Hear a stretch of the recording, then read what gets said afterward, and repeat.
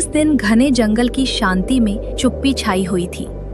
सर्द हवा के झोंके पेड़ों से सूखे पत्ते झाड़ रहे थे, मानो प्रकृति भी उन दो युवा आत्माओं के दुख में सहभागी हो।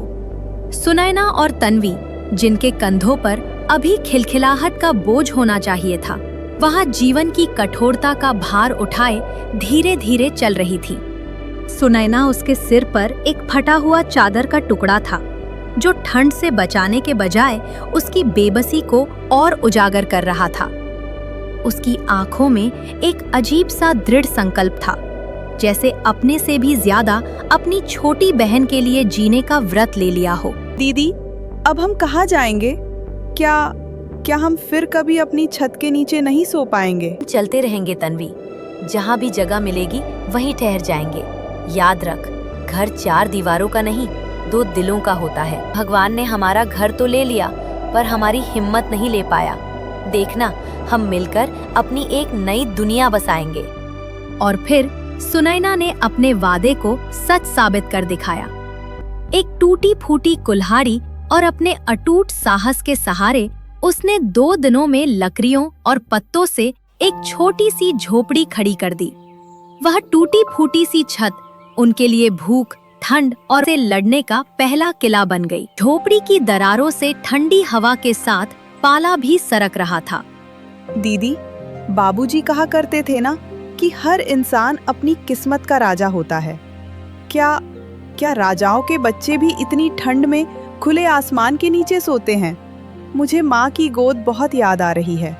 उनकी बाहों में मुझे कभी ठंड नहीं लगती थी। चुप मेरी चिड़िया, जब तक तेरी दीदी की सांस है तुझे कुछ नहीं होगा। बस आज की रात काट लो। कल सुबह मैं लकड़ियाँ बेचकर तेरे लिए एक गरम कंबल और कुछ रोटी लेकर आऊंगी। बस हार मत मानना। और सुनैना की आंखों से आंसू चुपचाप बहते रहे। जब तन्वी सो गई तो सुनैना ने झोपड़ी के एक कोने में मुंह छुपाकर प्रार्थना की। हे ईश्वर, ये कैसी परीक्षा है, इतनी कम उम्र में इतना बोझ। अगली सुबह सुनैना ने तैयारी की। तन्वी, तू यही रहना, मैं लकड़ी काटकर बाजार जा रही हूँ। अगर मैं नहीं गई तो हम दोनों आज फिर भूखे रह जाएंगे। हिम्मत रख, मैं जल्दी लौट आऊंगी। सुनैना ने कुल्हाड़ी उठाई और झोपड़ी से बाहर निकल गई, जिसके पार उसकी दुनिया की एकमात्र उम्मीद चली गई थी। केवल दूर से कुल्हाड़ी के वार की आवाज, सिर पर लकड़ियों का गट्ठा रखकर वह बाजार की ओर चल पड़ी।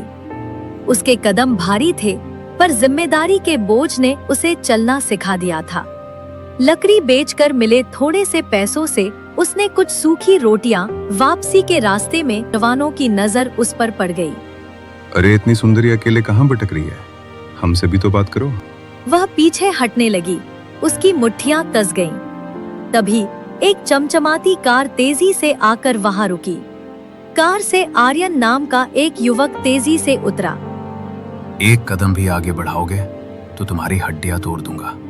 भागो यहाँ से। आर्यन के रौब और कार के आलीशान होने के डर से वे दोनों युवक सरपट भाग निकले। जब सुनैना ने आर्यन को पहचाना तो उसकी आंखें अचानक भर आईं।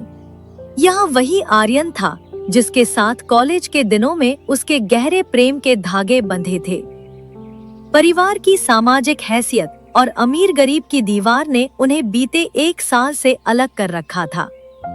आर्यन, तुम यहाँ कैसे? सुनैना, मैं तुझे ही ढूंढ रहा था।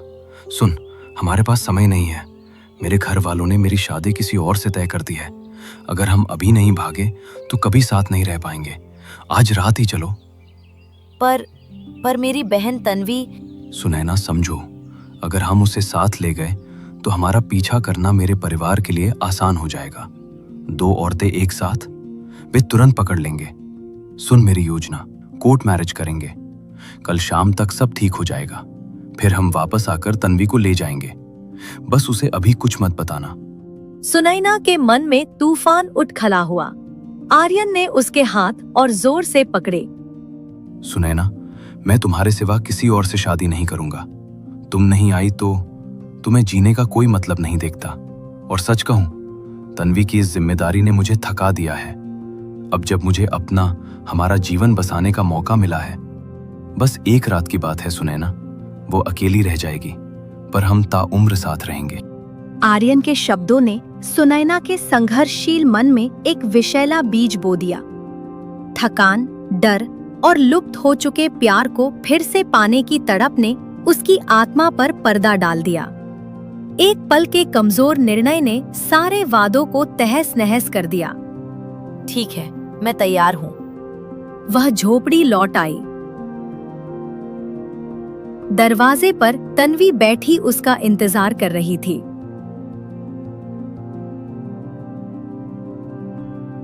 दीदी, इतनी देर कहाँ हो गई थी?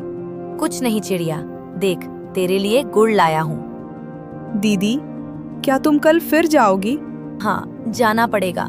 सुबह सुबह सूरज निकलने से पहले ही निकल जाऊंगी। खाना वहाँ रखा है। दीदी, तुम मुझे कभी अकेला नहीं छोड़ोगी ना? वादा? नहीं छोड़ूंगी, वादा है। तो फिर वादा करो कि कल बहुत जल्दी लौट आओगी। वादा करती हूँ। ने चुपके से उठकर एक छोटा सा बंडल उठाया।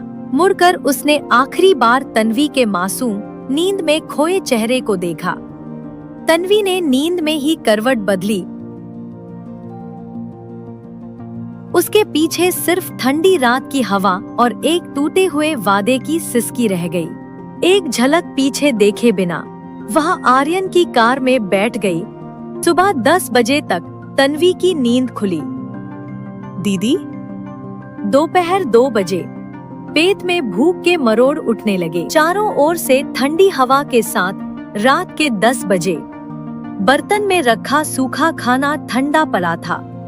आग जलाने के लिए एक लकड़ी तक नहीं थी। सुनैना ने सारी लकड़ियां बेच दी थी। झोपड़ी बर्फ के घर जैसी ठंडी थी।